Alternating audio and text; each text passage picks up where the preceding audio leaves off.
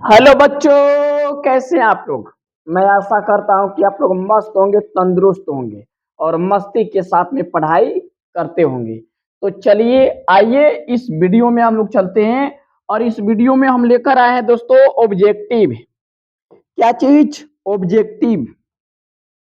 और ये विज्ञान के भौतिकी शाखा है। भौतिकी शाखा के पहला पाठ के नाम है प्रकाश का परिवर्तन।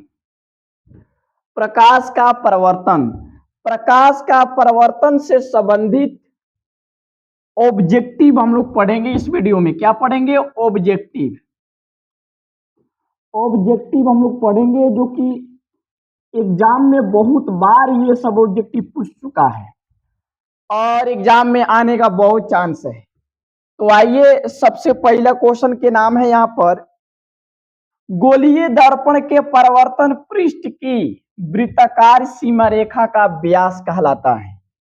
तो अब यहाँ पर हम लोग समझेंगे कि गोलीय दर्पण का, ये आप लोग का गोलीय दर्पण हो गया, ये गोलीय दर्पण, और इधर से हम लोग कर दिए कलई कर दिए।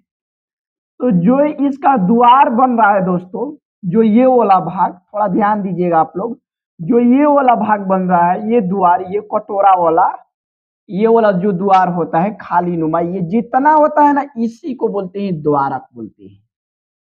क्या बोलते हैं? इसी को द्वारक बोलते हैं। तो क्वेश्चन क्या कह रहा है? गोलीय दर्पण के परिवर्तन पृष्ठ की वृत्ताकार, देखिए वृत्तकार है, वृत्ताकार है, वृत्ताकार सीमा रेखा का व्यास कहलाता है। तो क्या कहलाता है? द्वारक कहलाता है। गोलीय दर्पण का द्वारक यहाँ पर डी ऑप्शन में दिया है। ठीक है दोस्तों, अब इसके हम आगे बढ़ते हैं, अगला क्वेश्चन पे चलते हैं। अगला क्वेश्चन देखिए कितना शानदार दिया है, मजा आ जाना चाहिए। शानदार दिया है। दंत विशेषज्ञ इस दर्पण का उपयोग मरीजों के दांतों का बड़ा प्रतिबिंब देखने के लिए करता है। अब इसमें एक चीज आप लोग को हम बता देते हैं। देखिए, दंत विशेषज्ञ यानी दांत के डॉक्टर, दांत के डॉक्टर को बोलते हैं हिंदी में दंत विशेषज्ञ या विभाग बोलते हैं। गाला संबंधित कोई रोग है या जीभ संबंधित या ये दांत संबंधित या कान संबंधित जो भी रोग रहता है, तो डॉक्टर क्या करता है कि अवतल दर्पण का उपयोग करता है।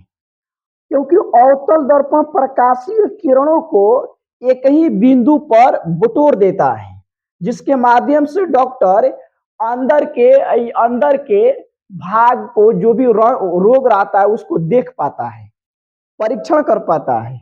तो अगर आप लोगों से कोई क्वेश्चन कर दे, देखिए यही क्वेश्चन कर रहा है कि दंत विशेषज्ञ किस दर्पण का उपयोग मरीजों को दांतों को बड़ा प्रतिबिंब देखने के लिए करता है। यानी दांत इतनी चुकी रही तो वो दिखाई अते चका बहुत बड़ा दिखाता है। तो इसमें उत्तर होगा अवतल दर्पण। क्या होगा मेरे प्यारे साथियों? अवतल दर्पण होगा, अवतल दर्पण होगा। ठीक है, तो डॉक्टर किस दर्पण का उपयोग करता है? अवतल दर्पण। जाइएगा ना दांत के डॉक्टर में, देखिएगा ना, ये इतना बड़ा रख ले रहता है, लिया के एकदम मुंह में ऐसे कर देगा एकदम। तो वो कौन सा दर्पण रहता है? अवतल दर्पण रहता है। चलिए आगे बढ़ते हैं। अगला क्वेश्चन क्या कह रहा है? यदि किसी बिंब का प्रतिबिंब, यदि किसी बिंब का प्रतिबिंब का आवर्धन ऋणात्मक है, यदि किसी बिंब का प्रतिबिंब का आवर्धन ऋणात्मक है, तो उस प्रतिबिंब की प्रकृति क्या होगी? तो उस प्रतिबिंब की प्रतिबिंब क्या होगा या क्या होगी? तो यहां पर होगा वास्तविक एवं उल्टा, वास्तविक एवं उल्टा। याद रखिएगा दोस्तों, आवर्धन जब ऋणात्मक रहता है तो प्रतिबिंब की प्रकृति क्या होता है? प्रतिबिंब की प्रकृति होता है वास्तविक और उल्टा होता है। क्या होता है? वास्तविक एवं उल्टा होता है। याद रखिएगा, ये भी गलत है, ये गलत है, ये गलत है। जब आवर्धन ऋणात्मक होगा तो प्रतिबिंब का प्रकृति वास्तविक और उल्टा होगा, और जब यहीं पर यहाँ पर धनात्मक रहता तो यहाँ पर उत्तर हो जाता आपका वास्तविक और सीधा हो जाता, जबकि ऋणात्मक कह रहा है, इसलिए ऑप्शन इच ये नंबर सही है। चलिए आगे बढ़ते हैं।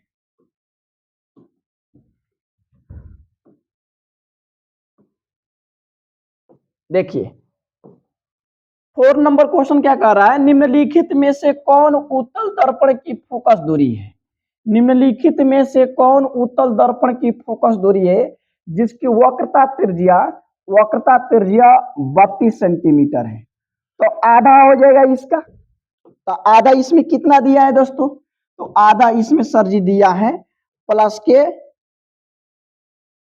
16 सेंटीमीटर, यानी प्लस के 16 सेंटीमीटर हो जाएगा। ये ऑप्शन आपका सी नंबर सही है। ठीक है, आगे बढ़ते हैं, आधा कर दीजिएगा। क्वेश्चन कह रहा है निम्नलिखित में से कौन उत्तल दर्पण की फोकस दूरी है जिसकी वक्रता त्रिज्या 32 सेंटीमीटर है, तो हो जाएगा प्लस के 16 सेंटीमीटर हो जाएगा। चलिए आगे बढ़ते हैं। अब यहां से 5 नंबर क्वेश्चन कह रहा है परावर्तन के नियम से निर्धारित होता है। परावर्तन के नियम से निर्धारित होता है, क्या होता है भैया बताइए आप लोग। परावर्तन के नियम से निर्धारित होता है आपतन कोण बराबर परावर्तन, आपतन कोण बराबर परावर्तन कोण, ठीक। परावर्तन कोण बराबर अपवर्तन कोण, ठीक। आपतन कोण बराबर विचलन कोण, ठीक। इनमें से कोई नहीं। तो हाई कुल एकदम ढिठा गुल बड़ा सन, बिना मतलब के लिख देता सन, मैं ढिठा गुल बड़ा सन है, मैं ढिठौर वाला सन, पिटौर जाता नहीं पिटा वो होता नहीं कहीं ठीक ठाक रहा सन। परावर्तन के नियम से निर्धारित ये होता है दोस्तों कि आपतन कोण और परावर्तन कोण एक दूसरे के बराबर आता है, जैसे कि आपतन कोण एंगल आई और परावर्तन कोण बराबर एंगल आर होता है, यानी आपतन कोण एंगल आई बराबर परावर्तन कोण एंगल आर होता है। कहने का मेरा मतलब है अगर 30 डिग्री आपतन कोण है तो परावर्तन कोण भी कितना होगा 30 डिग्री, ठीक है, बराबर होता है। चलिए ढिठौर मत बनाना, तो बता दे तो नहीं हम। चलिए आगे बढ़ते हैं, अगले क्वेश्चन पे चलते हैं। तो यहाँ पर दिया है बहुत मस्त बहुत दर्दनाक क्वेश्चन दोस्तों, यहाँ पर दिया है हवा में प्रकाश की चाल होती है, बाप रे बाप, हवा में प्रकाश की चाल होती है। तो यहाँ पर हवा में प्रकाश की चाल 3 × 10⁸ मीटर प्रति सेकंड होता है दोस्तों। तो ये ऑप्शन ए नंबर सही है, ऑप्शन ए नंबर सही है। हवा में प्रकाश की चाल 3 × 10⁸ मीटर प्रति सेकंड होता है। तो ऑप्शन ये वाला सही है, ए नंबर ऑप्शन आपका सही है। ये एकदम कचड़ा ऑप्शन है, ये कचड़ा है, बेकार किस्म का ऑप्शन है, इसके बारे में सोचना ही बेकार है, माइंड खत्म हो जाएगा, रिजल्ट कम आ जाएगा। हमेशा ये के बारे में सोचिएगा, ये अपना आदमी है, प्रेमी आदमी है, सब कुछ है, समझ में गया। चलिए इसके आगे बढ़ते हैं। ला ला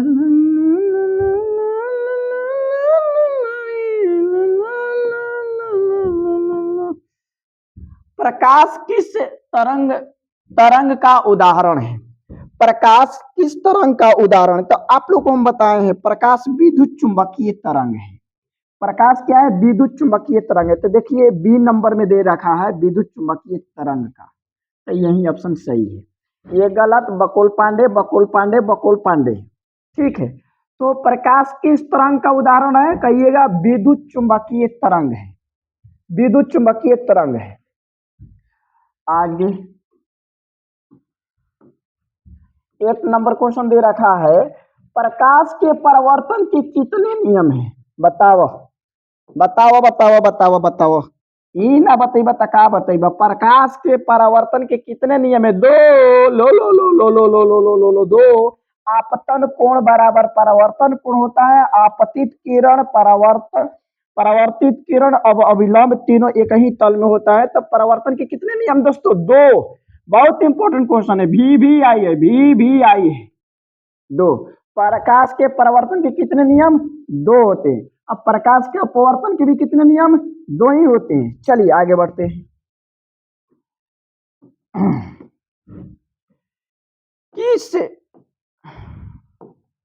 किस दर्पण में बड़ा प्रतिबिंब बनता है, किस दर्पण में बड़ा प्रतिबिंब बनता है, बताओ ना। अवतल दर्पण में, दत्ताओ वाला दत्तरवा क्या करत रहे, छोटा दांत के बड़ा प्रतिबिंब देखत रहे, कौन दर्पण से, तो अवतल से देखत रहे, क्यों से, अवतल से। यहाँ पर क्या होगा, अवतल दर्पण। इस दर्पण में बड़ा प्रतिबिंब बनता है, अवतल दर्पण में। अब यहाँ पर आप क्लासरूम में रहते तो आप लोग को अवतल दर्पण दिखाते, उत्तल दर्पण दिखाते, सारा के सारा चीजें व्यवस्थित है यहाँ पर। चलिए आगे बढ़ जाते हैं। अब देखिए गोलीय दर्पण में फोकसांतर एवं वक्रता त्रिज्या के बीच संबंध है। बाप रे बाप, गोलीय दर्पण में फोकसांतर एवं वक्रता त्रिज्या के बीच संबंध है। तो यहाँ पर हम ऑप्शन ले लेते हैं। तो यहाँ पर आप लोगों को हम बताएं, यहाँ पर आप लोगों को हम बता रहे हैं दोस्तों, देखिएगा क्या संबंध है, थोड़ा सा याद रखिएगा, सिद्ध करने के लिए भी आता है।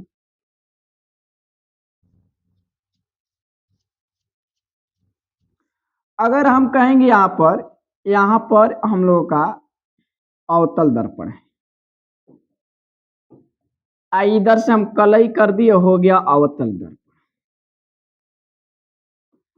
ध्यान दीजिए बोर्ड पर, आइए हो गया हम लोग का मध्य बिंदु P यानी ध्रुव हो गया, और यहां से ये हो गया मुख्य अक्ष या प्रधान अक्ष, मुख्य अक्ष या प्रधान अक्ष। यहां पर हम लोग का P हो F हो गया, और यहां पर हो गया हम लोग का C। तो ये वाला हम लोग का है फोकसांतर। फोकसांतर के मतलब कि फोकस दूरी F। ये वाला हो गया C से P तक फोकस दूरी, सॉरी वक्रता त्रिज्या बड़का R है। तो यहाँ पर क्या है, जो F है फोकसांतर है, तो F बराबर होता है R/2 और R बराबर होता है 2F। देख लीजिए, फोकसांतर इतना है और वक्रता त्रिज्या R दुगुना है, तो यानी फोकस दूरी वक्रता त्रिज्या के आधी होती है। देख सकते हैं भाई, फोकस दूरी इतना ही है और वक्रता त्रिज्या इतना है, दुगुना है, तो फोकस दूरी F वक्रता त्रिज्या के आधी होती है। मान के चलिए कि R बराबर है 10 सेंटीमीटर, तो F बराबर कितना होगा, तो यहाँ पर 10 रखेंगे तो कितना हो जाएगा, 5 सेंटीमीटर, सीधे आधा हो जाएगा। तो यहां से आप लोग को एक चीज क्लियर हो गया होगा कि जो F है वक्रता त्रिज्या की आधी होती है, ठीक है, और जो R है फोकस दूरी की दुगनी होती है। आइए अब ऑप्शन में देखते हैं, ऑप्शन में क्या दे रखा है। ऑप्शन में क्या दे रखा है, तो ऑप्शन में दे रखा है, देखिए यही वाला सही है, यही वाला सही है, F बराबर R/2। अगर आप लोगों से क्वेश्चन किया जाएगा तो R के मान 20 सेंटीमीटर है और F का वैल्यू बताना है आपको, तो सीधे बोल दीजिएगा, सीधे जो ये फोकस दूरी है इसकी आधी होती है वक्रता त्रिज्या की, तो कितना होगा, 10 सेंटीमीटर हो जाएगा। अब इसको निकालेंगे कैसे, तो निकाल लीजिए, F बराबर R/2 होता है। R का वैल्यू कितना है, 20 है, बट्टे में 2 कट गया, कितना है गया, 10, रावण के 10 मूड़ी कट गया। समझ में गया दोस्तों। अब इसके आगे बढ़ते हम लोग आगे। अब क्वेश्चन दे रखा है यहाँ पर, सर्च लाइट का परावर्तक सतह होता है, सर्च लाइट का परावर्तक सतह होता है तो अवतल होता है। कैसा होता है, अवतल। सर्च लाइट का परावर्तक सतह कैसा होता है, अवतल। बजीड़ बजीड़ बजीड़, काम खत्म। सर्च लाइट का परावर्तक सतह होता है अवतल होता है। आगे देखिए, दाढ़ी बनाने में कौन सा दर्पण उपयुक्त होता है, कुदारी का उपयुक्त होता है। कुदारी ले दाढ़ी बनाओ, ढेर तार दाढ़ी बढ़ोगी भाई। देखिए, तो यहाँ पर क्वेश्चन कह रहा है दाढ़ी बनाने में कौन सा दर्पण उपयुक्त होता है, तो दाढ़ी बनाने में अवतल दर्पण उपयुक्त होता है। क्यों, क्योंकि अवतल दर्पण किसी भी वस्तु का प्रतिबिंब बड़ा दिखाता है, बड़ा करके दिखाता है। तो समतल नहीं होगा, उत्तल नहीं होगा, ये भी नहीं होगा, कौन होगा, ये अवतल दर्पण। तो अवतल दर्पण याद रखिएगा, मुंह संबंधित, नाक संबंधित, कान संबंधित रोगों को इलाज में अवतलीय दर्पण का उपयोग किया जाता है, और दाढ़ी बनाने में अवतलीय दर्पण का उपयोग किया जाता है। क्यों, क्योंकि यह किसी भी वस्तु का प्रतिबिंब बड़ा दिखाता है। चलिए आगे चलते हैं। नेक्स्ट, दर्पण सूत्र है। देखिए ये भी बहुत अच्छा क्वेश्चन है, ये भी बहुत पूछता है। दर्पण सूत्र है, तो दर्पण सूत्र है क्या है भैया, दर्पण सूत्र है 1/v माइनस 1/u बराबर 1/f। No, 1/f plus 1/u बराबर 1/v। No, 1/f plus 1/v बराबर 1/u। नो, गलत। 1/v प्लस 1/u बराबर equal to 1/f। Right, right. काहे के बिना मतलब के दे देता है सब, जब सही है नहीं। ये का है भाई, बौरान के मत फिट कर रहा है, बौरान है ये सब। इन सब के बारे में मत सोचो, नहीं तो पागल हो जाओगे तुम सब। अब तुम सबको पागल नहीं होना है, क्योंकि ऑलरेडी भर गया पागल खाना। चलिए आगे चलते, चनाक बनना है। अब आगे चलते हैं। इस दर्पण में केवल आभासी प्रतिबिंब बनेगा। इस दर्पण में केवल आभासी प्रतिबिंब बनेगा। उत्तल दर्पण में बनेगा, उत्तल दर्पण में बनेगा, उत्तल दर्पण में बनेगा, समतल में भी बनेगा। यहाँ पर ऑप्शन देखते हैं, किस दर्पण में केवल आभासी प्रतिबिंब बनेगा। समतल में भी केवल आभासी बनेगा, उत्तल में भी केवल आभासी बनेगा। Sorry sorry sorry sorry sorry sorry sorry sorry sorry sorry sorry, ये अवतल है, हमको उत्तल दिखाई दिया। समतल में आभासी प्रतिबिंब बनेगा यानी काल्पनिक प्रतिबिंब, अवतल में दोनों बनता है, दोनों। तो बेकारे बेकार का काटिए तो कहता केवल प्रतिबिंब आभासी। समतल तथा उत्तल, उत्तल में केवल काल्पनिक बनता है। बी ऑप्शन में दिया है समतल तथा उत्तल, तो यही सही है भैया। समतल एवं उत्तल दर्पण में केवल आभासी प्रतिबिंब बनता है। चलिए आगे बढ़ते, याद रखिएगा, याद रखिएगा, याद याद। 15 नंबर क्वेश्चन है, तो 15वां कह रहा है समतल दर्पण में प्रतिबिंब की प्रकृति क्या होती है। समतल दर्पण में प्रतिबिंब की प्रकृति क्या होती है, यह भी देखते हैं। वास्तविक नो, ऊपर पढ़ लेंगे, काल्पनिक बनेला। वास्तविक तथा सीधा नो, वास्तविक और उल्टा नो, आभासी तथा बराबर, हाँ बराबर बनता है, आभासी तथा बराबर, बराबर बनता है भैया लोग। तो ये डी नंबर सही है। याद रखिएगा, समतल दर्पण में प्रतिबिंब की प्रकृति क्या होती है, तो आभासी तथा बराबर, आभासी तथा बराबर। अब इसके आगे हम लोग चलते हैं। गोलीय दर्पण की फोकस दूरी उसकी वक्रता त्रिज्या की होती है। क्या होती है, यही हम लोग को देखना है। गोलीय दर्पण की फोकस दूरी उसकी वक्रता त्रिज्या की होती है। गोलीय दर्पण की फोकस दूरी उसकी वक्रता त्रिज्या की होती है। लगले पढ़ या आधी होती है, ये भी ऑप्शन ये सही है, आधी होती है। नहीं बताएं कि R बराबर होता है 2f या f बराबर होता है R/2 होता है। तो वक्रता त्रिज्या फोकस दूरी की दुगनी होती है और फोकस दूरी वक्रता त्रिज्या की आधी होती है। ठीक, आगे आगे। किसी वस्तु का आवर्धित काल्पनिक प्रतिबिंब बनता है, किसी वस्तु का आवर्धित काल्पनिक प्रतिबिंब बनता है। यह भी बहुत अच्छा क्वेश्चन है। अवतल दर्पण से, समतल दर्पण से, उत्तल दर्पण से, सभी दर्पण से। तो यहाँ पर किसी वस्तु का आवर्धित काल्पनिक प्रतिबिंब बनता है तो होगा अवतल दर्पण में। अब दोस्तों ये कहां पर बनता है, आप लोग ये हम बता दिए कि अवतल दर्पण में ही काल्पनिक और वास्तविक दोनों प्रतिबिंब बनता है। याद रखिएगा, अवतल दर्पण एक ऐसा अवतल दर्पण है ससुरा जी कि जिसमें काल्पनिक भी प्रतिबिंब बनेगा और वास्तविक भी प्रतिबिंब बनेगा, लेकिन समतल और उत्तल एक में खाली काल्पनिक प्रतिबिंब बनता है। अवतल दर्पण में, अवतल दर्पण से बनता है। कहां पर वस्तु रखिएगा तो, जब वस्तु को एफ व पी के बीच में रखिएगा तो अवतल दर्पण में काल्पनिक प्रतिबिंब बनी या वस्तु से बड़ा बनी, पीछे बनी, पीछे। अब आगे समझ में, तो यहां पर होगा अवतल दर्पण। आगे देखते हैं। एक उत्तल दर्पण में बाना प्रतिबिंब हमेशा होगा। एक उत्तल दर्पण में बाना प्रतिबिंब हमेशा होगा। एक उत्तल दर्पण में बाना प्रतिबिंब हमेशा हो गया। वो खाली एक क्वेश्चन में कह रहे भैया। एक उत्तल दर्पण में बना प्रतिबिंब हमेशा होगा, काल्पनिक होगा, हर्षित होगा, यही तो होगा, नहीं होगा। क्योंकि उत्तल दर्पण में हमेशा काल्पनिक प्रतिबिंब बनता है, आभासी प्रतिबिंब बनता है। ठीक है दोस्तों, तो बी नंबर सही है। आइए दिया है घिनौआ, घिनौआ बात बात बात। चलिए आगे बढ़ते हैं।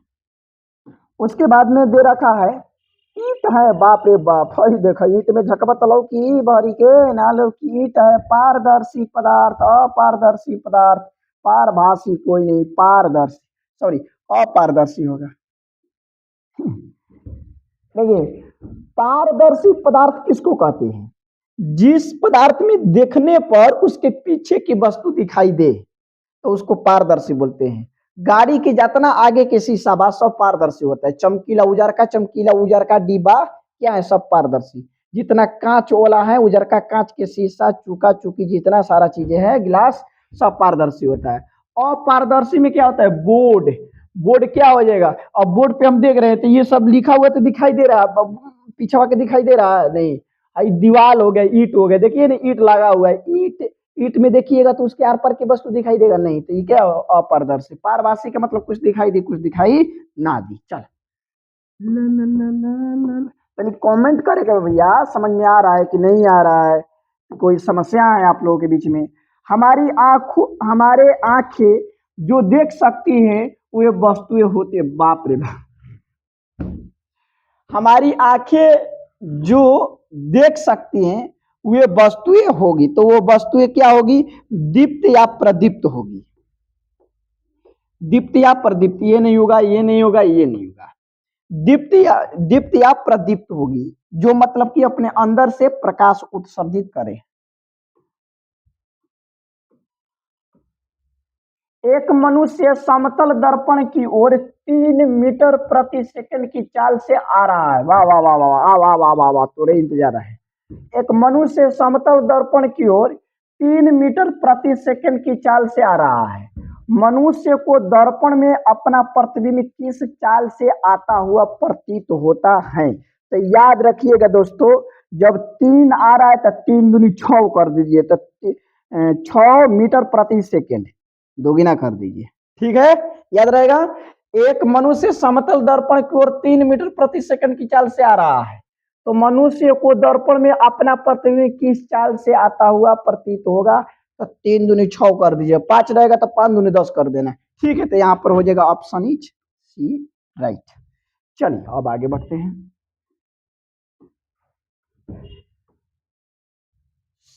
संयुग्मी फोकस संभव है केवल, समयुग्मी फोकस संभव है केवल किसमें संभव है भैया? तो अवतल दर्पण में संभव है। बहुत अवतलवा प्रसिद्ध है, ऐसा ये जवन बानु है, ढीठ है, हरू है, एकनी के तो गोल गुजराड़ा, एकनी के बत्ती मत करा। समयुग्मी फोकस संभव है केवल किसमें? अवतल दर्पण में। अवतल दर्पण में है। एक उत्तल दर्पण की फोकस दूरी 20 सेंटीमीटर है। आवा, एक उत्तल दर्पण की फोकस दूरी 20 सेंटीमीटर है। इसकी वक्रता त्रिज्या कितना होगी? कितना होगी? 40 सेंटीमीटर। दुगुना कर दो, कभी से पढ़ते हैं दुगुना आधा, दुगुना आधा, 40 सेंटीमीटर होगा। ठीक है, 40 सेंटीमीटर होगा। चलिए आगे देखिए क्या कर रहे हैं। यदि किसी वस्तु को एक दर्पण के सामने निकट रखने पर प्रतिबिंब सीधा बने, यदि किसी वस्तु को एक दर्पण के सामने निकट रखने पर प्रतिबिंब सीधा बने किंतु दूर रखने पर उल्टा प्रतिबिंब बने, तो वह दर्पण होगा अवतलवा होगा। कौन होगा? कभी से कहते नहीं, अवतलवा होगा। अवतलवा ये करे पावरे गरी चलता है में, ये वीडियो में ये करे पावरे बा, खूब पावर जमाया है अपना, ये पावर जमाया है, देखिए ये अवतलवा होगा। कह रहा है यदि किसी वस्तु को एक दर्पण के सामने निकट रखने पर प्रतिबिंब सीधा बने किंतु दूर रखने पर उल्टा प्रतिबिंब बने, तो देखिए जब सीधा बन रहा है तो इसका मतलब क्या है? काल्पनिक बन रहा है। लेकिन जब दूर रखा जा रहा है तो इसका मतलब क्या है? वास्तविक बन रहा है। तो काल्पनिक और वास्तविक किस में बनता है? अवतल दर्पण में बनता है, तो इसलिए अवतल दर्पण सही है यहाँ पर। ठीक है दोस्तों, चलिए आगे बढ़ते हैं। अब यहाँ पर कह रहा है किसी दर्पण के सामने आप चाहे जितनी दूरी पर खड़े हो, किसी दर्पण के सामने आप चाहे जितनी दूरी पर खड़े हो, आपका प्रतिबिंब सीधा ही बनता है, संभवतः दर्पण है। बताइए कौन दर्पण होगा? किसी दर्पण के सामने आप चाहे जितनी दूरी पर खड़े हो, आपका प्रतिबिंब सीधा ही बनता है। संभवतः दर्पण है समतल दर्पण। कौन? समतल दर्पण। आप सुबह समय में मुख देखते हैं ना, जितना दूरी पर आप खड़े रहेंगे ना, उसमें देखिए कितना भी दूरी है तो एकदम सीधे दिखाई दे, जैसे मुड़ी दिखाई, जैसे मुड़ी ऊपर है दर्पण में भी मुड़ी ऊपरी दिखाई देगा, सीधा ही दिखाई देता। कौन सा दर्पण है? समतल दर्पण। किधर है? समतल या उत्तल, ठीक है, क्योंकि समतल उत्तल में काल्पनिक प्रतिबिंब बनता है हमेशा। चलिए आगे देखिए, यदि किसी वस्तु को एक दर्पण के सम्मुख किसी भी दूरी पर रखने से उस वस्तु का प्रतिबिंब सदैव सीधा और छोटा बनता है तो वह दर्पण होगा। फिर से क्वेश्चन पढ़ते हैं दोस्तों, फिर से क्वेश्चन। यदि किसी वस्तु को एक दर्पण के सम्मुख किसी भी दूरी पर रखने से उस वस्तु का प्रतिबिंब सदैव सीधा और छोटा बनता है तो वह दर्पण होगा। तो वह दर्पण क्या होगा? उत्तल होगा। सीधा के मतलब काल्पनिक, और काल्पनिक किस में बनता है? उत्तल दर्पण में बनता है, समतल दर्पण में बनता है, लेकिन कह रहा है छोटा बनता है, छोटा बनता है। तो समतल दर्पण में भी काल्पनिक प्रतिबिंब बनता है, लेकिन समतल दर्पण में काल्पनिक प्रतिबिंब तो बनता है, लेकिन जितना बड़ा वस्तु रहता है उतना ही बड़ा प्रतिबिंब भी बनता है। तो इसलिए यहाँ पर समतल नहीं होगा, उत्तल होगा। ठीक है, चलिए आइए। उत्तल दर्पण से प्रतिबिंब सदैव बनता है। आवा ध्रुव तथा फोकस दूरी के बीच, ध्रुव तथा फोकस दूरी के बीच उत्तल दर्पण से प्रतिबिंब सदैव बनता है, ध्रुव तथा फोकस दूरी के बीच बनता है। सी नंबर सही है। प्रतिबिंब निर्माण सिखाएंगे तो वीडियो आप लोग देख लीजिएगा, आप लोगों को सारा चीज हम बता देंगे। किसी वस्तु को हम तभी देख पाते हैं जब हम वस्तु का प्रकाश को अवशोषित करते हैं, परावर्तित करते हैं, अपवर्तित करें, परावर्तित या अपवर्तित करें। बाप रे, चेला चेला चेला, यहाँ पर परावर्तित, ये सब। किसी वस्तु को हम तभी देख पाते हैं जब हम वस्तु प्रकाश को परावर्तित करता है। देखिए, किसी भी वस्तु को हम तभी देख पाते हैं जब वस्तु का प्रकाश निकलकर हमारे आंखों पर पड़ता है और फिर वो लौट जाता है तो हम उस वस्तु को देख पाते हैं। तो परावर्तित करें। ठीक, अब आगे पढ़ते हैं इसके।